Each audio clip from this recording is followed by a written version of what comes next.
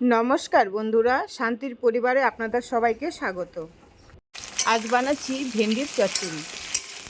ভেন্ডিগুলোকে ভালো করে ধুয়ে বড় বড় কেটে সর্ষের তেলে ভেজে নিচ্ছি। দিয়ে দিচ্ছি পরিমাণ মতো লবণ এবং হলুদ। হালকা ভেজে নামিয়ে নিচ্ছি।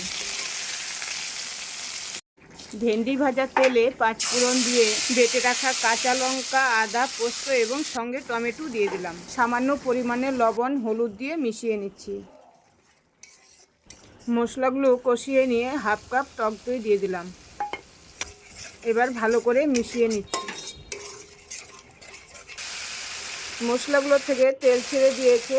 এবার ভেজে রাখা ভেন্ডিগুলো দিয়ে দিলাম। এবারে ভালো করে মিশিয়ে নেব। 1 কাপ মতো জল দিয়ে ফুটিয়ে নিচ্ছি। এবারে সামান্য পরিমাণে চিনি দিয়ে নামিয়ে নিচ্ছি। হয়ে গেছে আজকে রান্না ভেন্ডি চচ্চড়ি। আজ চলি, আবার দেখা হবে।